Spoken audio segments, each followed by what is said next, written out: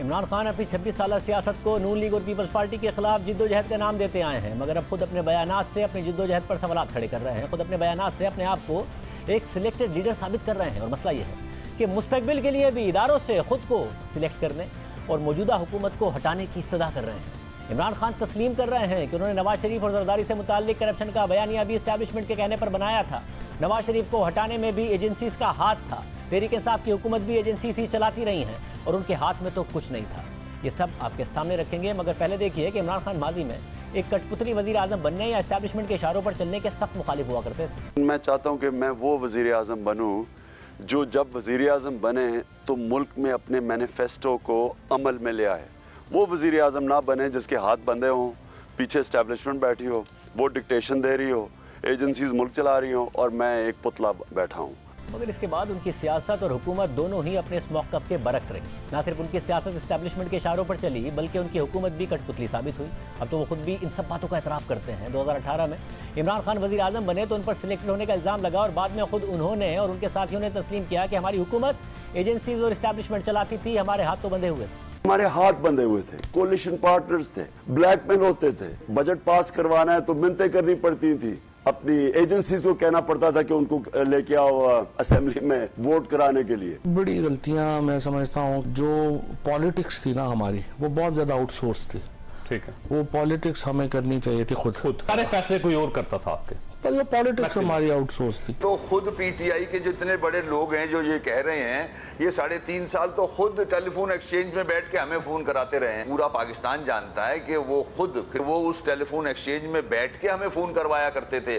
2018 سے 2022 تک کی حکومت عمران خان کے لیے ایجنسیوں نے چلائی، مگر صرف یہی نہیں۔ عمران خان نے کل کہا کہ انہیں 2008 سے 2018 تک ایجنسیز ہی بتاتی تھیں کہ نواز شریف اور زرداری کتنے زیادہ کرپٹ ہیں۔ مجھے تھرو آؤٹ جب میں یہ سٹرگل کر رہا تھا تو مجھے اسٹیبلشمنٹ کی طرف سے کئی دفعہ مجھے ISI نے مجھے بتاتے تھے ان کی چوری کے، یہ جی فلانے انہوں نے اتنی چوری کی۔ یہ بھی جو دور تھا ان کا 2008 سے لے کے، تب بھی مجھے وہ مٹیریل جی اس نے اتنا چوری کر لیا، وہ چائنا جا کے تو اتنی کک بیکس لے لی، یہ مجھے بتایا کرتے تھے کہ وہ جی سلمان شہباز یہ وہ چائنا پہنچا تو کک بیکس لینے کے لیے کانٹریکٹس کے اوپر، یہ ساری ان سے مجھے انفارمیشن آئی تھی۔ جب میں پھر پرائم منسٹر بنا تو سارے کیسز سب کو پتا تھا کہ ان کے کیسز کون سے ہیں۔ میں یہ سوال پوچھتا ہوں اسٹیبلشمنٹ سے کہ آپ نے ان لوگوں کو کیسے ہمارے ملک کے اوپر مسلط ہونے دیا جبکہ آپ خود ہی بتاتے تھے کہ ان کی کتنی چوری ہے۔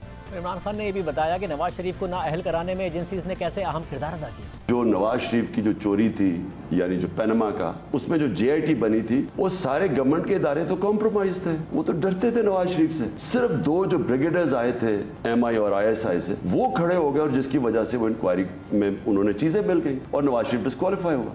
عمران خان کی 26 سالہ جدوجہد میں 14 سالوں کی کہانی ہے، جس میں خود ان کے بقول 2008 سے 2018 تک وہ اسٹیبلشمنٹ کے بتانے پر کرپشن کا بیانیہ بناتے تھے، پھر اسٹیبلشمنٹ کی اور ایجنسیوں کی وجہ سے نواز شریف ڈسکوالیفائی ہوئے اور 2018 سے 2022 تک ایجنسیوں کے ذریعے انہوں نے حکومت چلائی۔ مگر دلچسپ بات یہ بھی ہے کہ عمران خان یہ تسلیم کرنے کے باوجود کہ حکومت ان کی تھی لیکن چلا کوئی اور رہا تھا، مگر اب بھی وہ نیوٹرل سے درخواست کر رہے ہیں کہ وہ اپنی پالیسی پر نظر ثانی کریں، یعنی مستقبل میں بھی ویسی ہی سیاست کرنا چاہتے ہیں۔ نیوٹرل سے آخر میں یہ کہتا ہوں کہ ابھی بھی وقت ہے، ابھی بھی ٹائم ہے، اپنی پالیسیز ریویو کریں۔ بند کمروں میں کئی دفعہ فیصلے ہوتے ہیں، وہ فیصلے اچھے نہیں ہوتے، آپ کو ریویو کرنے چاہیے اور سوچنا چاہیے۔ عمران خان یہ بھی کہتے ہیں کہ نیوٹرلز چاہتے تو ان کی حکومت کے خلاف سازش ناکام ہو سکتی تھی، مگر نیوٹرلز نے سازش نہیں روکی اور کرپٹ لوگوں کو حکومت میں آنے دیا اور اب اپنی حکومت کے فیصلوں کی ذمہ داری بھی اسٹیبلشمنٹ پر ڈال رہے ہیں۔ لیکن پہلے یہی عمران خان نیوٹرلز کی تعریف کرتے نہیں تھکتے تھے۔ جنرل باجوہ کو سب سے زیادہ جمہوریت پسند آرمی چیف قرار دیتے، اپنے دور میں سول ملٹری تعلقات کو تاریخی قرار دیتے تھے۔ میرے خیال میں جو جنرل باجوہ ہے یہ سب سے زیادہ نیوٹرل اور پرو ڈیموکریٹک جنرل ہے میرے خیال میں۔ اس نے کون سی ایسی چیز کی ہے مجھے بتائیں؟ صرف نواز شریف کی مدد نہیں کی تو خلاف ہو گیا۔ جو جنرل باجوہ نے جس طرح اس حکومت کی مشکل وقت پہ مدد کی، جس طرح اس نے ہمارے ساتھ، میں یہ کہنا چاہتا ہوں آج ابھی کراچی میں مدد کی جب وہ بارشیں آ رہی تھیں، جو ہمارے ساتھ کورونا کے اندر پوری طرح مدد کی، جو ہمارے پاس جب ایک ملک پہ پیسہ نہیں تھا، 2 سال پاکستان کی فوج نے اصل میں اپنے ڈیفنس ایکسپینڈیچر پہ کٹ لیا کیونکہ ان کو فکر تھی کہ پاکستان کے پاس پیسہ نہیں ہے۔ کبھی ایسے پہلے نہیں ہوا۔ ہر جگہ ساری میری فورن پالیسی کو آج پاکستان کی فوج اور جنرل باجوہ ہمارے ساتھ کھڑے رہے ہیں۔ سول ملٹری ریلیشن ہے، یہ پاکستان کی تاریخ کا سب سے بہتر ریلیشن ہے۔ وجہ اس کی کیا ہے کہ پاکستان کی فوج آج مکمل طور پہ ایک ڈیموکریٹک گورنمنٹ کے پیچھے کھڑی ہے۔ شکایات کر رہے ہیں، ساری ذمہ داری اسٹیبلشمنٹ پر ڈال رہے ہیں۔ اس کے علاوہ حالیہ دنوں میں عمران خان ایک اور اعتراض بھی سامنے لے کر آئے ہیں۔ ان کا موقف ہے کہ اپوزیشن لیڈرز کو آرمی چیف سے نہیں ملنا چاہیے۔ بائی دا وے مجھے یہ بھی نہیں سمجھ آتی کہ اپوزیشن لیڈرز کا کیا کام ہے آرمی چیف سے بات کرنے کا۔ ہمارا یہ عجیب چیز ہوتی ہے کہ اپوزیشن بھی سارے جس طرح مل رہے ہیں، یعنی کہیں سنا ہے، مجھے پتا ہے برطانیہ کے اندر، میں بتاؤں نا، ادھر سے تو ہم نے اپنا سسٹم لیا، کبھی سنا ہے کہ برطانیہ کا جو آرمی چیف ہے وہ اپوزیشن لیڈر سے مل رہا ہے؟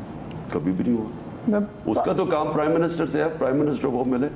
اور خود بتا رہے ہیں کہ 2008 سے 2018 تک اپوزیشن میں ہوتے ہوئے اسٹیبلشمنٹ انہیں نواز شریف اور آصف زرداری کی کرپشن کی کہانیاں بتاتی تھی۔ خود مطالبہ کر رہے ہیں کہ اسٹیبلشمنٹ مستقبل کے لیے بھی نظر ثانی کرے۔ 2014 کے دھرنے میں عمران خان مسلسل امپائر کی انگلی کی بات کرتے رہے اور پھر دھرنے کے دوران خوشی خوشی اس وقت کے آرمی چیف راحیل شریف سے ملنے بھی گئے۔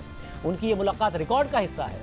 یہ تھا 2008 سے لے کر 2022 تک کے 14 سال میں عمران خان کی تضادات سے بھرپور سیاست کا جائزہ۔ مگر اس سے پہلے عمران خان نون لیگ اور پیپلز پارٹی کی کرپشن کے خلاف جہاد نہیں کر رہے تھے، بلکہ نواز شریف کے خلاف کیسز کا دفاع کرتے تھے۔ پیپلز پارٹی نون لیگ اور مولانا فضل الرحمان کے ساتھ کھڑے تھے۔